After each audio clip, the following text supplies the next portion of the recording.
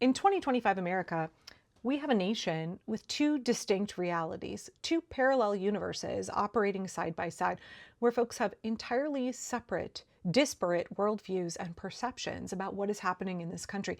And honestly, it's been that way for a long time. I think a lot of us didn't really know that, but it's been that way at least since 2015. Maybe longer, definitely longer, I think.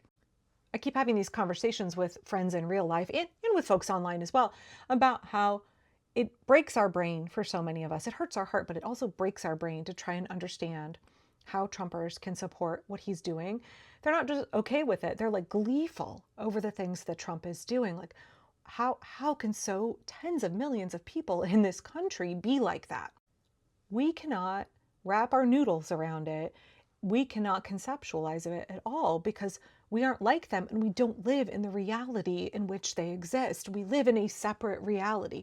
Everything we perceive is so different from what they're perceiving. And we could talk about how MAGA is a cult, and we're not actually very good at being able to deprogram people from cults. And we could talk about how a lot of these people have really been subject to spiritual abuse and manipulation by their churches. We can talk about how deeply indoctrinated folks are and how that really changes the way that they perceive what's happening, and it gives them a very skewed view. They think they're very moral and righteous.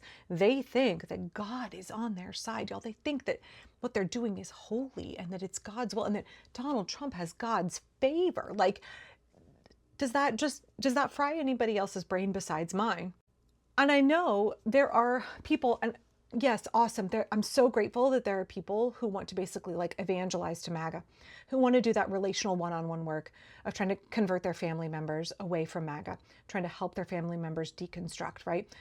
I agree that we need good people in those spaces who are willing to make those sacrifices because it is something that really requires that one-on-one relationship.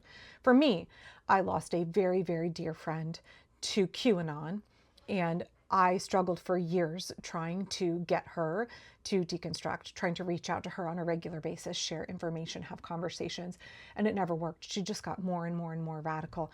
And I am somebody who, at this point in my life, I can't be one of those people who gives my labor toward trying to reach MAGA. I realize maybe my skills are not adequate. I'm not an effective person to do that, but I know there are other folks who are willing to do that work, and God bless you. But I think it's important to remember that it's not actually required that we convert all of MAGA in order to stop this. We don't actually need to do that. I've said before, stop trying to play Beauty and the Beast with MAGA, right? It's not your job to save them. Again, I understand why there are people who want to do that work with their friends and family and want to be present in those spaces and do that labor, but we don't actually all have to do that in order to stop this. There are so many fewer MAGA than there are everybody else in this country. We don't actually need them. And I want us to focus on giving our energy toward where it will be effective. Those are the independent voters who are just pissed off at what Joe Biden was doing. Those are the apathetic voters who didn't turn out in the last election. Those are the folks who maybe they voted for Trump, but they are not ideologically invested in him. They didn't love him. They were just like, he's not Joe Biden, and I didn't really like what Biden was doing, and I was suffering under Biden's economy. I was told the economy was booming, but my family was suffering, so why would I keep supporting that, right? Those are the folks who are reachable. But these folks with signs that say mass deportation now. She's looking at Donald Trump on the stage. Look at her face, y'all. This is a group of women who are all standing in a row with their shirts that say Trump, and they are praying for him. These folks have shirts that say, I'd rather be a Russian than vote Democrat. Right, this is who MAGA is, y'all. This is the cult of MAGA, and I don't think that we should feel like we have to do the labor of trying to convert people who live in that reality. I know you can't see it that well in this picture, but this young man who voted for Donald Trump has a shirt that says real men wear diapers. Do you remember that in the run-up to the election at these rallies? There were people wearing gold adult diapers because everybody said Donald Trump wears adult diapers, and so they took that as a badge of honor. And they were wearing gold adult diapers outside their clothes to show their support for Donald Trump. It's a cult. It's a cult. These people, are they reachable? There is a point at which people on their own can deconstruct, but is it up to us to try and convert them? Actually, I want to show you a clip that I came across this morning.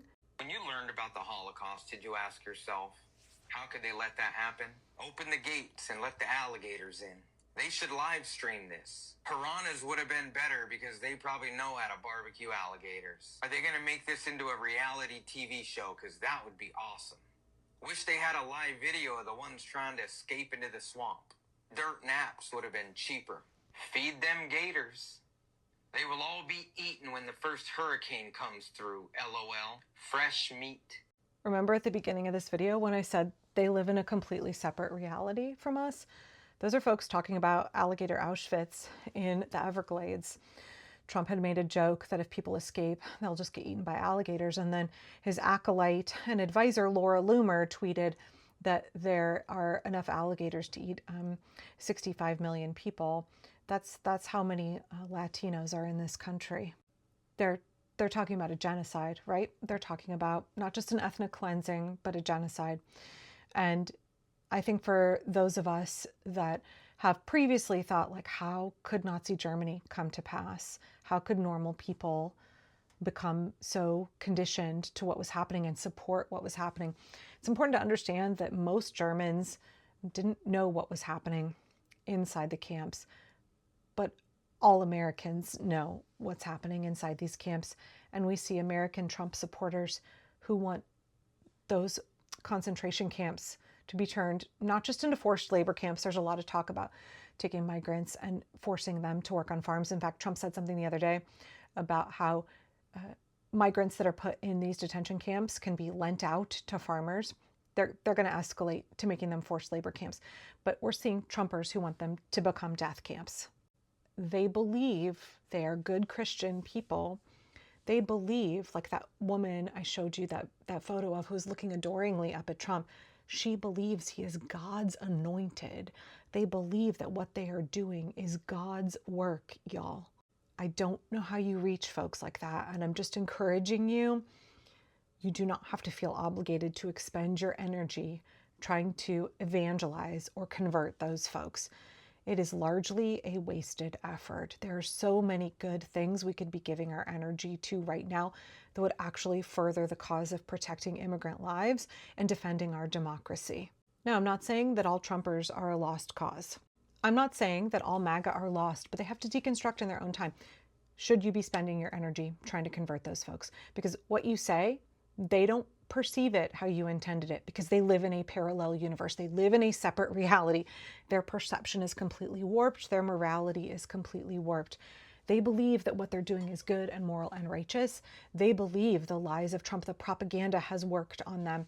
And so I just want to encourage you to think about how you're going to use your limited resources. Time is of the essence now. We have a lot of work to do. We have a lot of lives to protect. We have our own liberty to defend. And we don't need to convert MAGA. They most of them probably cannot be converted. I think I'm at a point where I am tired of giving myself a headache trying to understand these people, much less trying to reach them. I think for me, I have got to just set aside the like, make it make sense to me. It will not make sense to me.